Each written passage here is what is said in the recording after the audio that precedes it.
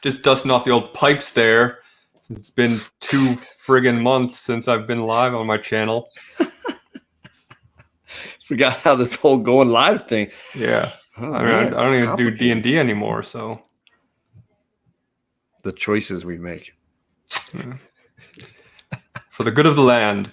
Hey, everybody. What's up? Welcome back. It is not an illusion. It is New Comic Book Day Book Club here on my channel. I'm here with John. What's up, buddy?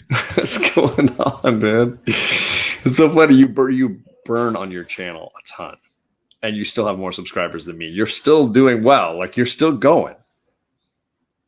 Oh, look at that. And Perry's super chatting you. Perry's super chatting me. Well, it is a book club super chat. So as we hopefully all know by now, it's going to literacy campaign charities. We also got Unruly here. What's up, man? Yeah, same. I've been up since 5:30. So let's do this damn thing. Heck yeah. We're talking about books that came out in July-ish, because one of the things we're talking about is Beta Ray Bill, which has come out over the course of the last couple months. But right. And the July issue you haven't read yet. culminated in July, which I've not read yet because I don't have it. But I got you covered on issue 5. Gorvidel, what's up? You do 1 through 4, and I'll do 5. Yeah, right. So what I told John is we can talk through 1 through 4, and then he can, in real time, spoil the last issue for me. I'll go page by page and hold them up for you, and you'll just read them that way. How you doing? I'm doing well, man. I miss book club in the funniest ways. I know it's like a really challenging show to put together just because of the logistics involved, not because of like the time, because obviously we're usually free at this time. But just the logistics of getting all the books, reading all the books, and being ready. But it's a lot of fun knowing that this is coming at the end of the month, and we can kind of like get a bunch of stuff. It kind of sucks because this new format has been so much fun, but it depends on us only doing it once a month. You can't double down on it. Right. The problem with the once a week thing was that we were, just like reading stuff we didn't have interest in reading. And we were just getting kind of jerky about the books we were reading because we'll do that anyways. Well, yeah. Sure. But, it was like, now we can kind of say like, oh, I enjoyed these. Let's talk about these, rather than, I guess this is the number one we have to talk about. And then it being kind of average and us just taking out all our aggression on it because hey, let's do another Guardians of the Galaxy #1. Yeah. I think we did 3 of those over the course, right? Chris Barrett, what's up? That's on the other channel. That doesn't exist anymore. I mean, the channel still exists. Our show doesn't. We freed you from that burden, and yet you're here. Right. You should be happy. I mean, we greatly miss the other fellas, though. I will legitimately say, Chris Barrett, I got 2 messages from the only 2 fans we had of the other show saying that they were sad noticing that we wouldn't be going live over there. 1 more message than I got. Hey, there you go. Yeah. I'll send the other 1 your way. You'll forward it to me. All right, so we jump into this? Yeah. I see you picked Beta Ray for our thumbnail. Do you want to dive in there first? Sure. I mean, it's probably going to be our longest conversation. And I will say I've been really anxious to kind of hear what you have to say about it, because I've been reading it. I think I got the first 2 issues together, but then I've been reading every month since then. And I've been curious to hear your thoughts.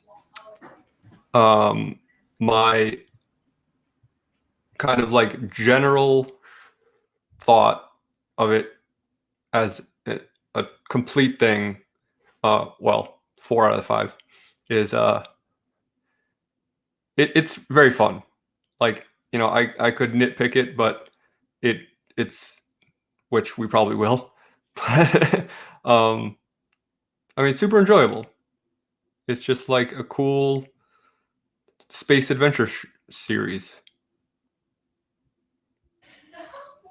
I mean, it's not overly complicated, but it felt to me like a lighter Silver Surfer Black, and in that it had a single character, a cosmic storyline, some very overpowered villains, and a little dark humor to it, and yet also a very unusual art style that might turn a ton of people off. Which I, of course, unsurprisingly loved. Geeked on, right? It was awesome. It certainly wasn't as like deeply meaningful as Silver Surfer Back in its poetic sort of nature, but I also found it emotionally impactful, the journey that Beta Ray Bill was going on here. And yeah, well, I mean, it is, that was powerful. His impetus for going on this journey is something that we can all relate to, which is he's trying to get it wet. It's all about that WAP. Yeah. It comes back to WAP. So right when Jennifer arrives, it's Wednesday. Here. We got She's our WAP partner, so we gotta break. It's gonna take a little while to break the habit of the Wednesday show. The ghouls of the Wednesday show still. My biggest like gripe or humorous quip is that I was waiting for him to bang his ship and it didn't happen. Oh yeah, well, I was actually hopeful that you were going to tell me that in issue 5. No, he doesn't get some scuttlebutt. But yeah, so the point of the whole story is that he Beta Ray is at the beginning kind of frustrated because Thor has to come help him against Fin Fang Foom, who's destroying this city because he doesn't have Stormbreaker anymore. Yeah. Which also allows him to kind of uglify himself and go back to his humanoid form. Right. But he no longer has that ability. So after he defeats, after Thor defeats Fin Fang Foom, Sif still wants to like get with Beta Ray Bill. And so they go up to a chamber and start undressing. And she's like, so how does this work? How do you turn not hideous? And he's like, well, I can't. And so she's like, yeah, okay, sorry. And so he then says like, well, I got to do something about this because because she bangs. Yeah. I mean, I think, and I will say one of the best panel in issue 5 for me is the very last one when he's reflecting on his journey. Because in a perfectly MacGuffin kind of way, what you really want isn't what it's all about. Yeah, and I think Daniel Warren Johnson knows that intuitively as a writer, and so the journey doesn't just lead to happiness. Getting what you want or going for a certain thing doesn't necessarily lead to happiness. And I love the downer note that they really hammer at the end. No pun intended. Because it's a sword now.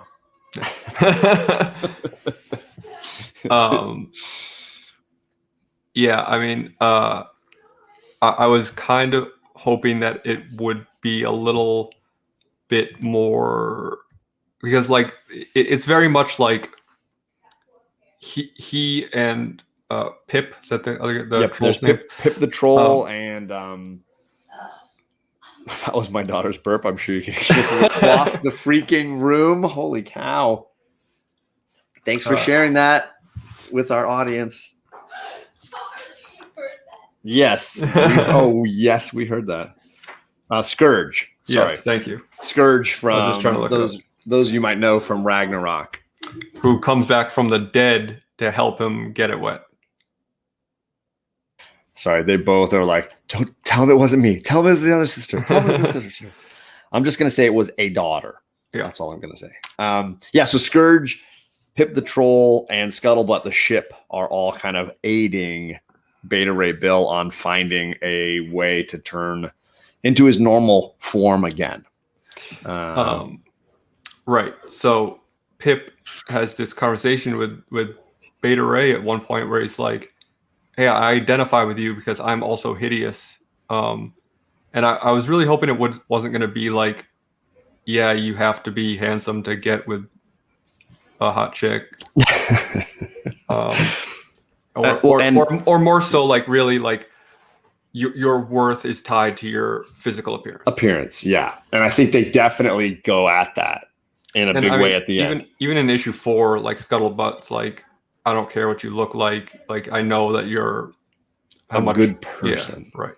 Yeah. And Scuttlebutt is the like anti-Sif in that way. I mean, Sif, I think, still was interested, but like Scuttlebutt is like, I mean, down. And you're right. And I mean, to Sif's credit, I mean, like, he's not like an ugly man. He is a horrible demon. Yeah. Like he's got a horse skull for a head. A horse skull face. Like there are lines that like everyone has their line. And I think that one is like pretty reasonable. Can we also acknowledge that there are positions? That you don't have to worry about that. I'm just saying there's ways around it. If you were really down to clown, there's ways around it. Just put a bag on his head.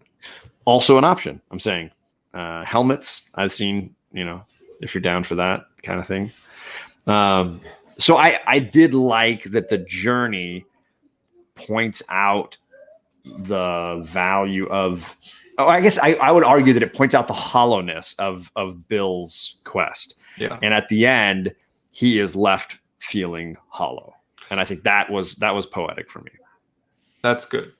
Yeah. I think though, like, it is unreasonable to assume that guy couldn't fuck if he wanted to. I mean, he's yoked. Let's just right. And he's like a demigod, and he like there are all sorts of alien species all over the universe that like someone's gonna wanna, or like someone's got a kink, or like whatever the case may be. Like, there's no way he couldn't get some. He just wanted to get. What's that line though? Like, I'm sure there's somebody with this kink, but those people who like those kinks, I'm not interested in. Yeah. The problem is that he wanted a specific. Yeah, the clear element here was that the person that he was interested in wasn't interested in him because of had issues with the skin deep, and I think just because he's able to change back doesn't change the fact that part of that is him now, and acknowledging that is part of what makes him who he is. Right. So it was interesting. Yeah. Jennifer's hilarious. Beta Ray Bill can 100% get it. I'm willing to bet he would do what Batman won't. I mean, with a skull face, that is a challenge. I was going to say that might be a danger to everybody's health. I've never read much of Simonson's Thor myself, Simeon. Like, I've read bits and like I read the Throg stuff. I mean, I love Throg, so like I'm down for that. But I have read little bits and pieces. Most of my Beta Ray Bill knowledge comes from whenever he jumped into like Jason Aaron's run or whatever. So this was the first time I'd read a solo story or a significant arc with him as the focus. Yeah, me too. I haven't read and I don't think you need anything to follow this. Like, you could just go blind into this. I think. I honestly like haven't read a lot of like pre-2000 Thor. Okay. Like, it's mostly all newer stuff that I've read. Right. And not even that much of that because I don't know. Thor was never like, I was never really drawn to him as a character. I think, and I think you and I are like a little bit in that. A lot of times we're following a writer or an artist that we care something about. And so for me, it was Jason Aaron that was like the impetus, having read Scalped, having read, Southern Bastards. I got a little taste of his Jane Foster run, and I was like, well, I need to read all of this. And so that became like, I want to read Thor. And that redefined Thor for me and made him a far more interesting character.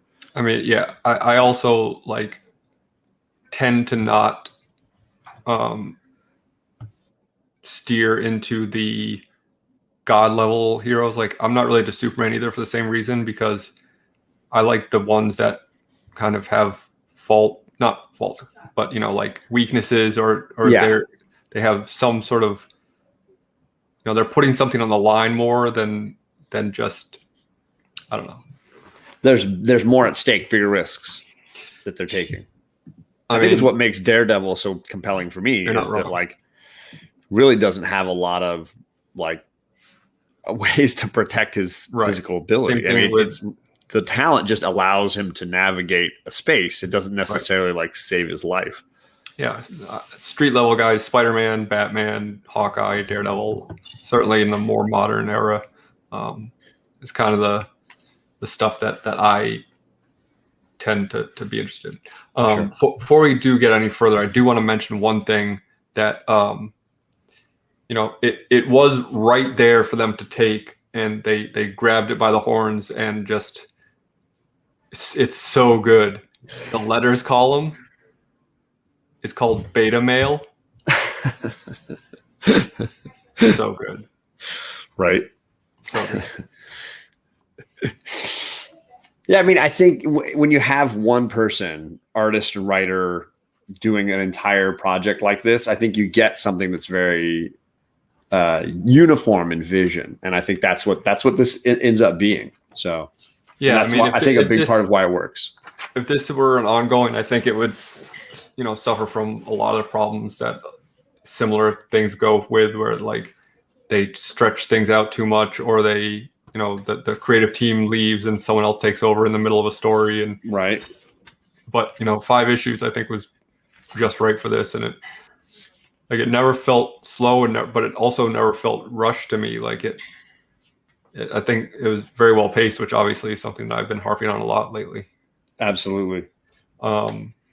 And I think it makes compelling characters out of other characters I've read in other books, like Pip the Troll. I could give a crap about Pip the Troll, and he shows up in Infinity Gauntlet or whatever else, but he's really compelling here. And same with Scourge, who in my opinion has the moment of the 5th book when Scuttlebutt basically turns her entire body and the spaceship into a gun for him to shoot. Yeah. And he's like, he comes to like tears. He's like, thank you. It's like, and the gun is enormous.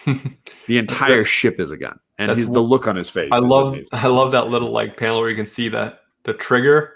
Yeah, and then they do that kind of thing a lot too. This artist, where they're like, because she is the trigger basically, and then here it'll show like a panel and it'll say like an arrow. It's like, this is where they are in this bigger picture. It's so good. And so she's basically the trigger portion of the gun that he's holding, and she's looking him in the eye, and he's looking over her shoulder to shoot it. Yeah. I mean, the battle with Surtur is obviously phenomenal, and there's some great stuff going on here, but I get to that one page when you see the tear coming down Scourge's face, and he's just like, thank you. I really liked when there's a scene where he's talking about like why he left Valhalla or whatever. Right. And they're like, well, they didn't have any guns. And like, how come they don't have weapons in Valhalla? It's like, no, they have like swords and spears and stuff. They don't have any guns. Yeah, I want the guns. Yeah. But they also like, you mentioned that they, use these characters very well in ways that you haven't necessarily seen before, but they also don't overuse them. Like the story is about Bill. Right. And they just have these other characters there as like very much supporting roles to them. Even Odin has a great supporting cameo in the one issue that he's in. I absolutely loved the panel. I think it's in issue 2 of the ship, where all the cross sections that show all the different rooms of the ship. Yes. And where everybody is and what they're doing. Yeah. And it's like one room is just like a guy drawing comic books, and one is a pinball room. Yeah.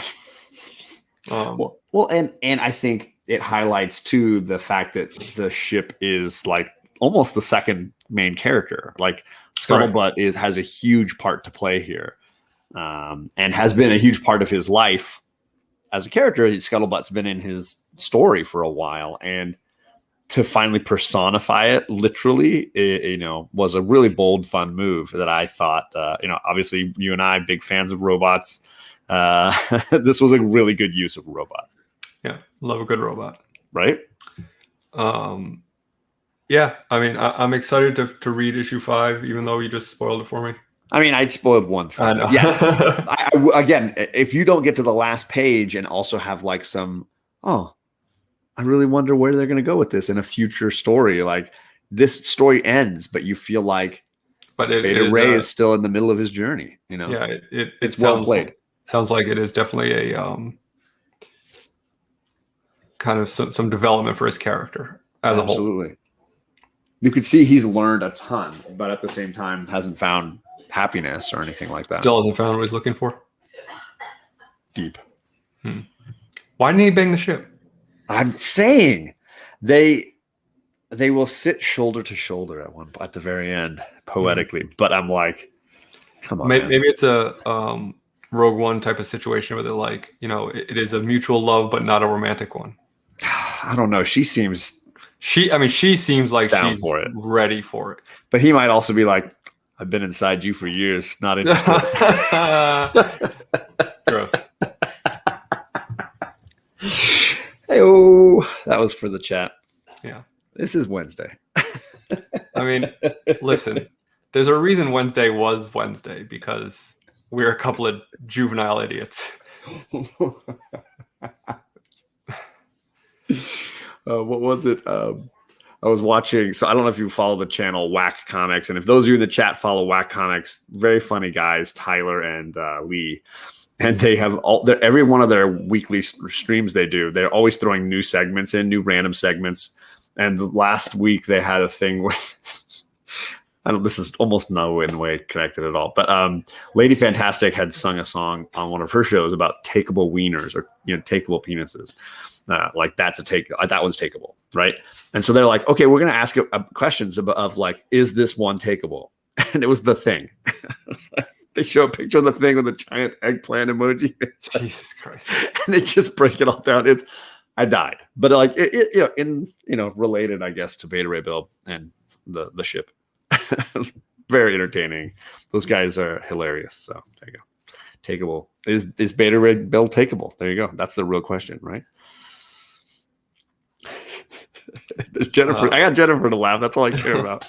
No, you didn't. Bearded, you arrived at just the right moment. The Wednesday show will never die. It lives in our hearts forever. Yeah, it's clearly a part of my soul. What is John talking about? I'm talking about Whack Comics. Yeah. Anyways, you want to move on to Layla Starr? Sure. A nice easy transition from a horse-faced man trying to bang a robot ship to heavy to the stuff living embodiment of death trying to kill a kid. Yeah. Well, he's an adult now. Now he's an adult. Yeah. This is issue 4. Yep. My giant shiny cover here. You can see Alec is in the screen right there. So there you go.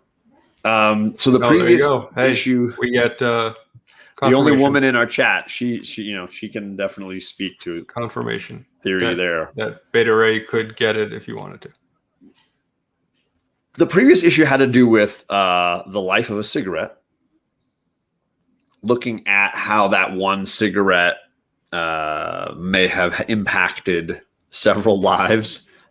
And this one seems to be like the life of a temple. Yeah, but it is also much less abstract. Right? Because I would say like that's the first like third. The life of the temple is I mean, she is talking to the god of the temple. Like, so it is not narrated by the temple. No. As the last issue was narrated by a cigarette. Exactly. The middle 2/3 or the middle third of this book is just her in a room with the doctor, right? Just the two of them. Right. The guy who, although, is he a doctor yet? I guess he's not a doctor. Well, he might be, but he still has not. Not a doctor. With the character who is bound that she's to trying create to immortality. Yeah. Or wishing was dead. Darius, right? Isn't that his name? Mm-hmm. Yeah. So Layla and Darius are basically just sitting and talking through the majority of this issue. However, I really do love the stuff with the temple at the beginning and the end.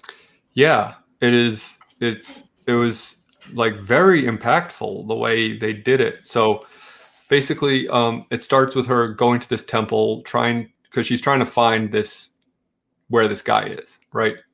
And so she goes to ask the temple where she can find him, because she figures like the temple would probably know the area pretty well for some reason. The temple tells her about basically his one last patron or believer or whatever, this guy named Wei, who stops by every morning. Every morning, yep. But otherwise, he's kind of a forgotten god, more or less. Mm-hmm. So she gets the directions to go find Darius and goes and kind of talks to him, and he recognizes her and says like, hey, you were there at the fire, and like, I remember you, but you haven't aged a day in 16 years. And she's kind of spills the beans to him and says like, hey, I'm the god of death. No, he keeps asking her like, what are you the god of? Yeah. And she at first doesn't want to say, and then he's like, stop playing around. Don't avoid the question. Like, what were you the god of? Yeah. Because I think he knew why. Well, I think he has suspicions. Right. Because he kind of quickly puts together that every time he's seen her, it's been associated with a death. Somebody's passing, yeah. And you find out that his wife and child just died recently. Just the wife, I think, because the child is still there. Yeah, the child runs in while they're arguing. So I was confused about that because I thought it said...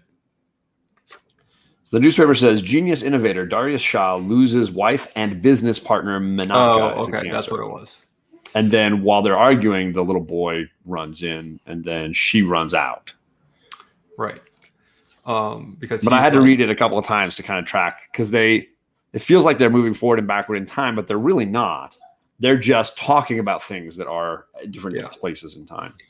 So this kind of like gave weight to a suspicion that I had, which is then kind of undone at the end. We'll get to that, which was that her interference was going to be kind of a self-fulfilling prophecy of sorts, where it's going to be the impetus for him to go after this quest to create immortality.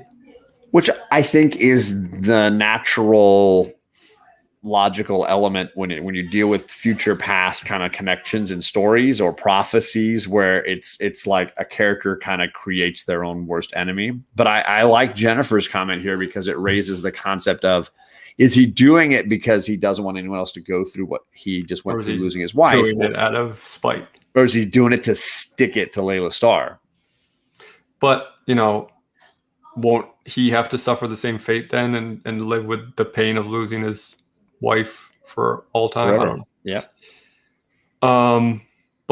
So to jump ahead to the end, we'll get back to the rest of the issue. But at the end, where she gets resurrected once again, the god who's been resurrecting her is kind of like, hey, this was hard this time because you're kind of losing some favor upstairs, and I'm not gonna know. I don't know how many more times I can do this. But this guy's running out of time to do what he's supposed to do. So it's looking like. I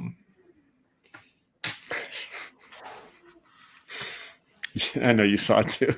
I mean, I don't disagree. I mean, she's young. Would it be easier to make a list of who isn't takeable? I mean, that's another show. Whole other show. Also, I don't feel like I should be talking about that. About what characters are takeable. That seems bad to me. Do you know if there's one or two more issues of this? I don't. It feels like that there's one. Let's see here. Based on Yep, you're right.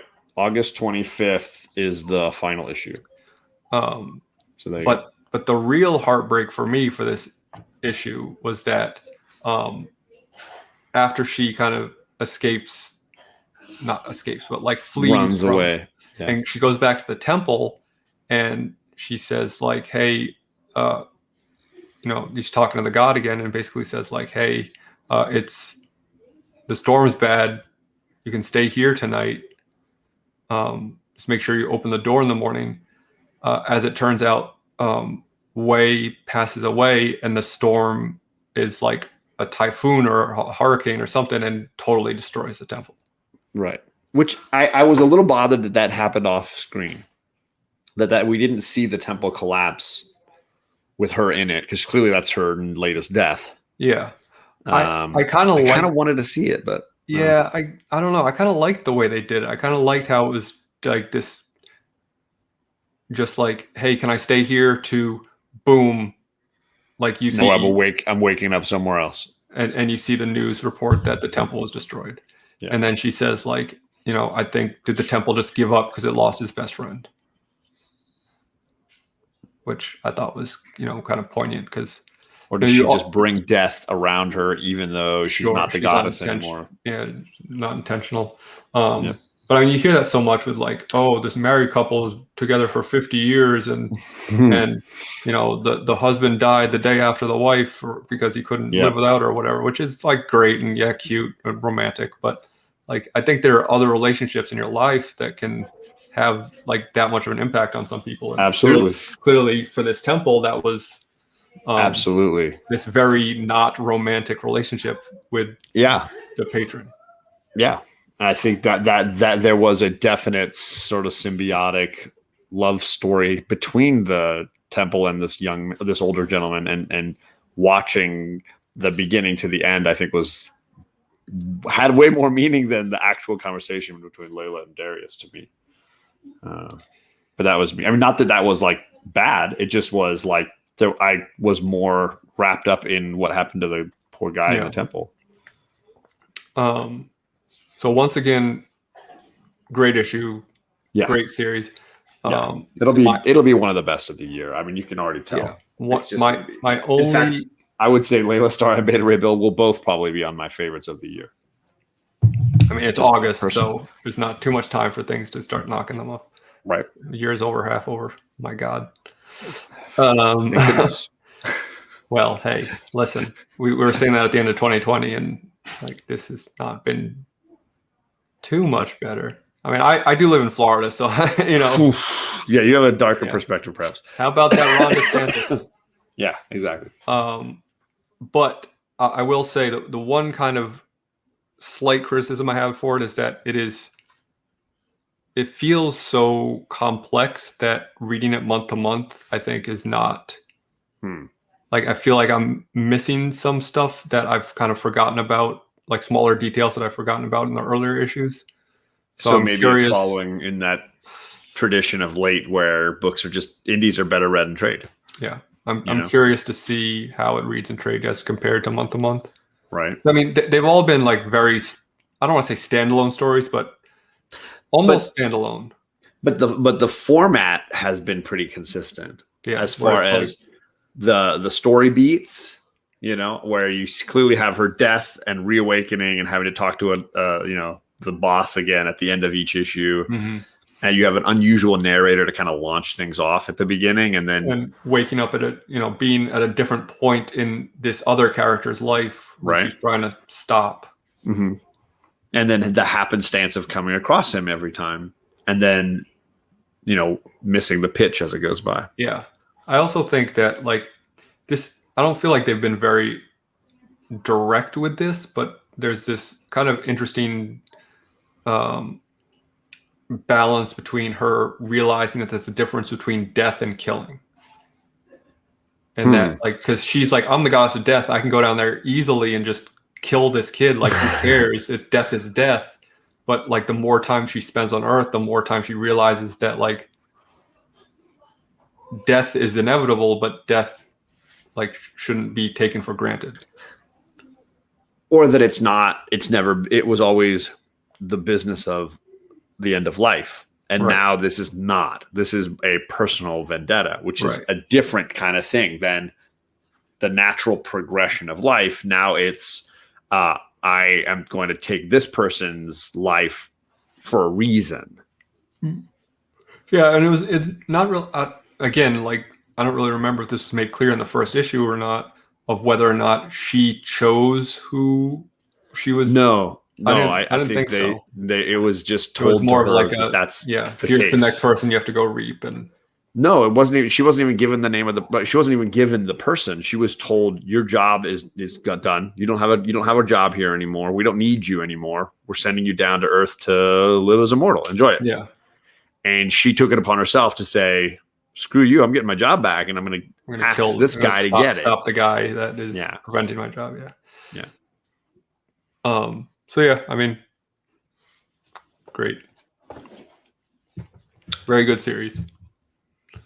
Again, like, definitely unusual art that would turn some people off, but which is what connected it, you know, to some of the stuff we were enjoying about Carmen. I think besides like theories about death, it was just both had a very original take on the visuals. Yeah, and like, honestly, I've been saying this for years. Like, Jim Lee's great, but I don't need to read every book that looks like Jim Lee did it. You know, Right. it gets so boring to me. Like, I'd rather have a unique style. But that's just me. No, I get it completely. I went to art school, so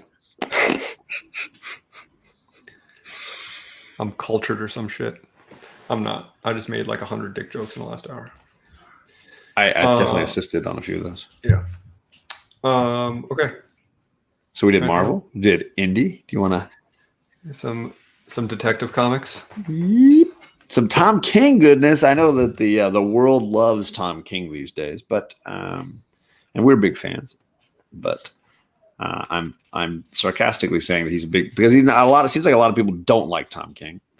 Well, I think Tom King is falling into that Bendis trap where he's getting kind of, I don't want to say too big for his britches, but like he's becoming like kind of this thing that everybody liked at one point, and once everybody likes you, then it's cool to not like you. Yeah. And I know that like he had a few flops in that time that even me as a fan was able to say it's not his best stuff. Yeah. But I also feel like he came back pretty strong because I'm really invested in Strange Adventures, which has one issue left. And I was very pleased to hear so many great things about this from people in the community, including Bearded Comic Bro and Jennifer, Comics Will Break Your Heart. So I went out and snagged this, and Mars, shout out to Mars, and was very happy about this series. I'm not familiar with the artist Evely, if anybody knows. It's good though. I enjoyed the art. Bilquis Evely. But again, a very unusual style. It's just different. And a very unusual story for Tom King, not his normal dealing with, past trauma kind of stuff. Yeah. That's not really the subject here. This is more about an unusual pairing of people thrown together. And we certainly have a tragedy at the end of this first issue, but it's less about that trauma of that and more about what that spurns the hero to do. Well, is this in continuity or is this it's part of Infinite Frontier, which is the continuity stuff they're doing. So it's not Black Label where they can just say, "Oh, it's a Black Label book." Spoilers: Crypto dies, right? And I know that like Crypto is not like this huge character that they use all the time, but still, like he's any comic book that starts with any story, I should say, that starts with they killed the dog. It's gonna John Wick, right? We got to John Wick that. But like she, as of yet, this is not John Wick. It is. I would say downright goofy. It is a lot sillier than what that moment leads you to believe it might end up becoming. But here's my first problem with this book. Okay. That I did not love it. Okay. Well, most of my problems come from a similar thing. But my first problem with this thing is that the narration and the story do not mix. Okay. Their interactions and the narrator's storytelling are opposed at to each odds other. Yes, and not in like a good way. Because sometimes that can really work. I enjoyed parts of the story where they were interacting, but then you just get this, for me, just really bogged down narration. It's just so thick and so wordy. And it's like thicker, I felt like, in the second issue than the first. Especially when they go back to recap issue 1. And it takes like a page and a half to recap issue 1 at the end of the book just to get the punchline of the issue. Unnecessary. I could see that. I mean, it didn't bug me too much just because I was enjoying understanding this other character and how she sees things. Because she's a new character that I don't know anything about, and I know enough about Supergirl to kind of follow along. But I agree with Jay Hood where the art is the part that I dig the most. I was going to share this amazing splash page almost Phoenix-esque moment. The art really drew me in, and then obviously the tragedy of that first issue, the concept that like really she is kind of without her powers for a lot of this, right? So you get a truer look at who she is on the inside when she's not just obviously superhuman, which also confused me. So the storyline is it follows this character, is narrated by this character who lives on this world, and she is trying to avenge her father's death. Right. So she is looking for basically a hired sword to go and murder her father's killer because she is not a warrior. And she has this special sword that she has that she's trying to basically barter for these services. And she's at this seedy bar, and she tries to get this guy who's supposed to be, one of the best bounty hunters to help her out, who's, kind of a jerk and tries to steal the sword. And then Supergirl steps in and kind of saves the day and gets her sword back. And then they kind of, this girl and Supergirl kind of connect. And but the reason Supergirl's on this planet is because it's a red sun planet, and she just turned 21 and she wanted to get drunk. So because of that, her powers are diminished, but not gone. Not completely gone. Because she still can move quickly, just not at super speed. Right. And she gets shot with 3 arrows. And survives. In the chest. And the reason they explain why Krypto gets shot with 1 arrow and dies is because there's a hunting poison that affects animals but not people. Which was like whatever. Yeah, which I don't know. So they get together because after Supergirl beats up this bounty hunter to get the sword back for this girl, his ego and his manhood is hurt. So he goes and finds this killer who killed this girl's father, and they go and attack Supergirl and this other girl while Supergirl's trying to leave. The bad guy killer takes her ship and goes into outer space, and then they have to take basically an international transport ship, which is like basically a space Greyhound bus. Yeah. Through the universe to try to kind of follow this guy. Yeah. And at some point she finds a yellow sun and gets her powers back. She also takes the red sun pills or whatever. Yeah, she takes a pill of red kryptonite that gives her temporary powers. So that's what she was doing when she's like flying into the, I don't even know what they called it, some sort of space dragon. Space dragon of some kind. Which I was digging that. I thought that was really cool. She got white girl wasted, drunk as Supergirl would do. Yeah, it seemed like weird and out of character for me. I haven't read Supergirl lately, but me neither. So I don't know if she's turned into a typical sorority girl, but like it seems for the Supergirl I know, like kind of out of character to want to go to a planet by herself and get drunk. Maybe there's more to that story. Yeah, maybe she's dealing with some past trauma. Tom King's going to bring her right back. Playing Wonderwall again. Full circle. Well, I enjoyed it. I certainly don't like it as much as the other 2 books we've talked about tonight. But I am really enjoying it. I'm really digging the artwork.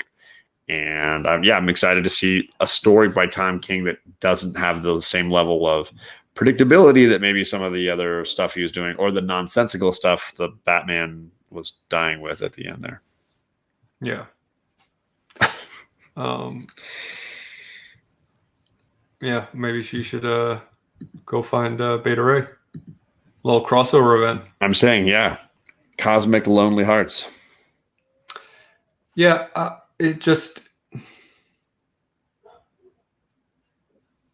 I don't know.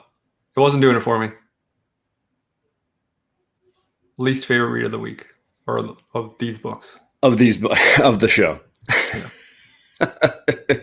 Was there anything else this month that you got a chance to read that you really liked? Anything else you wanted to mention? I don't really know how I feel about it yet. I did just finish reading this right before the show. This came out last week. It's a new Cullen Bunn book called The Last Book You'll Ever Read, which is basically, it's almost like The Ring in a way, where it's about this author who writes this book about the downfall of society, but somehow it is a trigger for people to kind of go mad and lose their, not inhibitions, but basically like turn them into feral creatures that want to like do harm to other people. Okay. But it's unclear whether or not the author of the book knows she did this or is like in on the plan or even believes it. But it was kind of an interesting concept, but I don't really, it was kind of like neither here nor there for me. Okay. Looks like Bearded's with you on that one. Yeah, there's this big scene in the middle where these two radio guys are talking about the book and kind of like explaining all of this that felt like really like a shoehorned way of kind of explaining why this is happening rather than like telling you through the story why this is happening. So I don't know. But I like Cullen Bunn normally, so I gave it a shot. Yeah, I mean, I'm still reading Phantom on the Scan. I still got I got another issue of that this last month, 4 issues in on that one, and I'm still really enjoying the odd, creepy, Stranger Thingsy kind of stuff going on there. Finished Shadow Doctor. I thought that one didn't finish as strong as I wanted to, but still a really great 5-issue Aftershock book. Nonfiction. The only thing harder than writing a good first issue is writing a good ending. Definitely. And I think between that and Scout's Honor, Aftershock endings a little bit weaker than I was hoping they would be. Shadecraft, I read all 5 issues of that. That was a really great Image book. So if you ever want to find the trade for that at some point, anybody looking for a fun Image book that I think could go on, I think they could do another arc at some point later on. I really enjoyed Shadecraft a ton. And then some other number ones this month. X-Men #1 again. She like, back. Chill out, Marvel. Jeez Louise. Because in the life of this show with you and I think this will be the 3rd one, 4th maybe. 4th, you think? Like, no, we started with one right at the beginning with Tony. No, it wasn't Tony. Who was it? I don't remember. It was early on. Yeah, it was like the first month that we were doing. But this. Like, remember when we were growing up, when like a series like Uncanny just kept going and they would switch creators. Like, it are the numbers for a #1 really that much more? I mean, I guess they must be, but they must be. As far as I'm concerned, it turns me off more than it gets me to buy them at this point. I will say it fits with Hickman's universe, this decision, but I get it. Like, I totally get the because the whole point, I think, I don't know why Hickman. The better question is, why did Hickman call his X-Men run X-Men? Because it wasn't. Like, there was no X-Men team. It should have been called something different. I mean, I would and guess. And then I think you should slow burned until the drop of X-Men when the team was actually formed, because this makes more sense. I'm guessing because Marvel said, hey, we have to have an X-Men book. I'm assuming. I just wish they would have let him take a couple of years and call it something different. Yeah. It would have been kind of cool. Even if it was Children of the Atom or whatever, call it something different. But yeah, and I'm sure it's probably gonna be like $7.99 or something, right? Or did it was not. Let me double check. Give me a second. You can vamp a little bit. Oh, I'm super great at that. Thanks, John. Let's see how awkward we can make this till he finds a comic. This is like, oh, I know what this is. This is got it right here. This is basically Comicories. Like, this is what you have to do on Comicories while people are looking for their books. Hey-o. Except that you have JP to help you out with that. Right. It was $4.99. Yeah, so only $1 more. But like, that was a very big issue for that $1. Yeah, I think So I was appreciative that it was relatively inexpensive for such a massive book. They are slowly getting us used to the idea of paying for $5 a book, and that's coming around the corner where that's going to be the normal cover price for books. No question. And then there was also, for the DC fans, that people were like, what? John talking about X-Men? Blue and Gold, Booster Gold, and Blue Beetle back with Dan Jurgens writing? That came out this month. I'm behind on Nightwing, so I can't talk about if I've been enjoying that or not. I've continued to enjoy Nightwing. I think I liked the issues we talked about last time more than the issues since, but it's still been really good. And I enjoyed Blue and Gold. I did not hate it or anything, and I'll probably get a second issue, but I'm curious how far it'll go. I mean, yeah, welcome to my world, JP.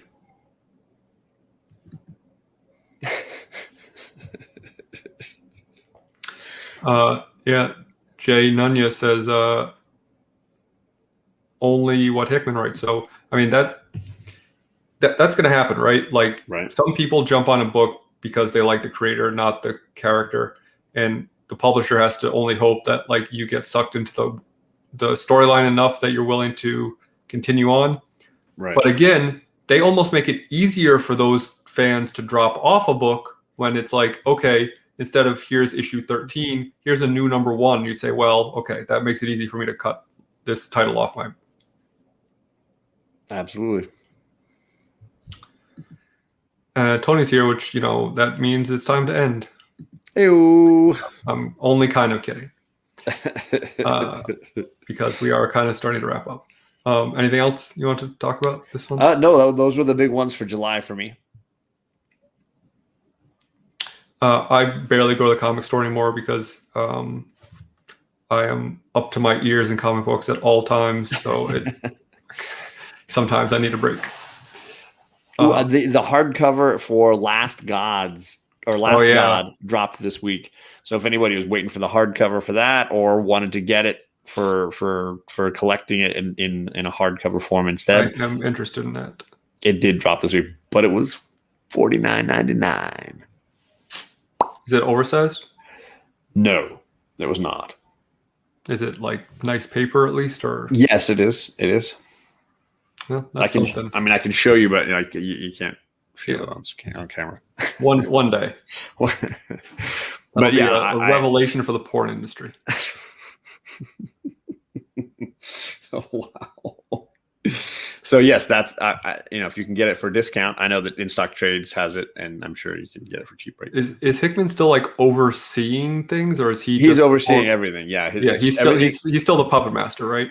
Yeah, I mean, let's see what the title they give, because his name is in the front of every book, and they're still doing the So was he info dump pages, and is he I think they called him Head of X, I think. Oh, jeez. Yeah, Head of X is what he's been on every single book since he took over. Every book either says written by or Head of X on all of them, and they all still have the Hickman. That sounds like a porn title. I'm saying. We've mentioned it several times tonight. But they still have the Orcus Protocol page where they break stuff down for you. So it's still very much his baby.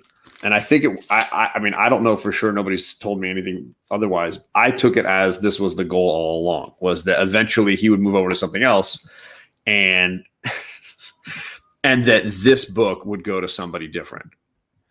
That this was not his flagship book, that the goal was to have the flagship universe, and then he would tell event stories that he wanted to tell and individual stories he wanted to tell. Or is he just saying is he okaying stories? Is he giving kind of general plot points and he's not writing anything? It's very confusing. He's writing in Inferno is dropping in September, October, and he's writing that. That's an event book, right? Yeah, that's a series that he's writing. Yeah. And then I don't know if he's writing any of the murder or trial of Magneto, which is next month. Should have gone for the head. I don't think that's quite right, Chris Barrett.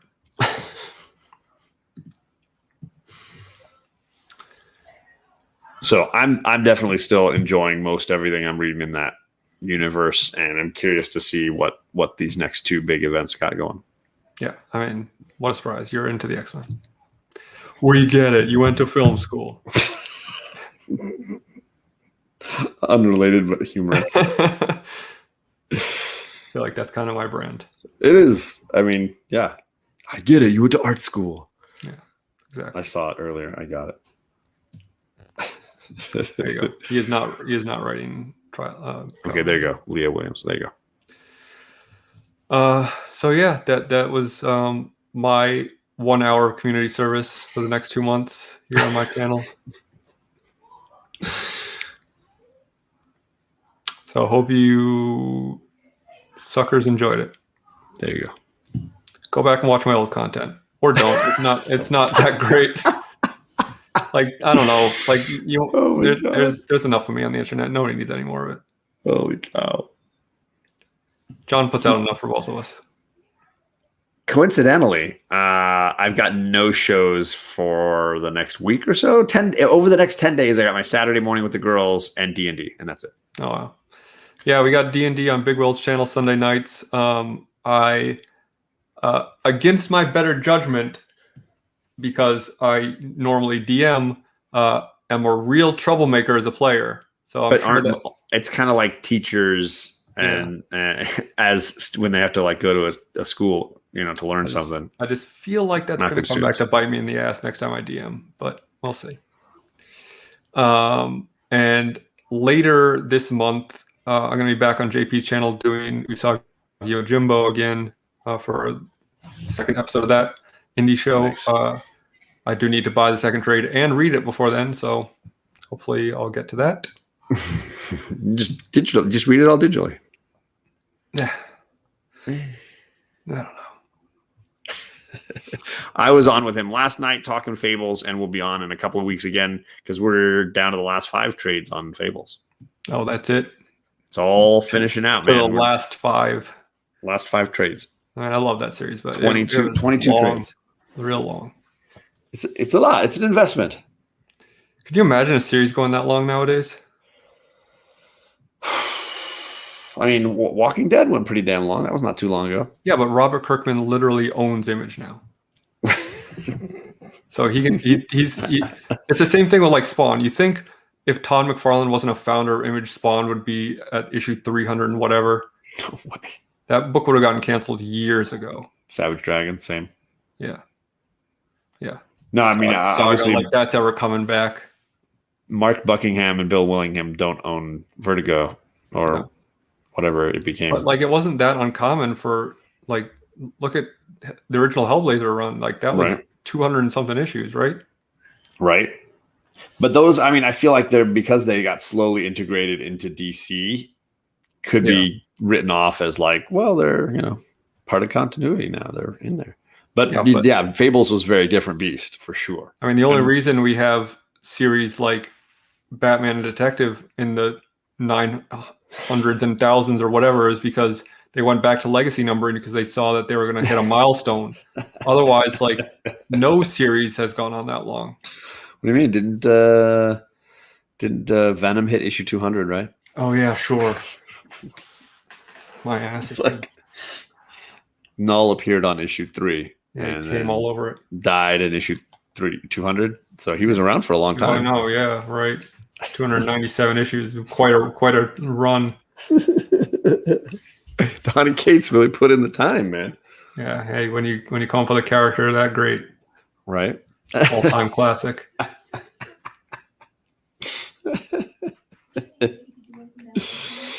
Volume minus was comics are stupid. Point. Yeah, but I mean, why do we care about them so much?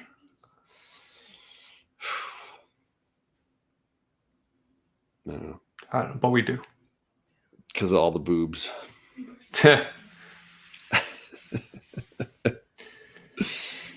All right. Well, I think that's as good a place to end as any. Right. So I'll see you all in a fortmonth. Does that work? we'll be back next month on John's channel, and This then show finishes very strong. I mean, you know, hey, gonna knock the cobwebs off. Thanks for joining us.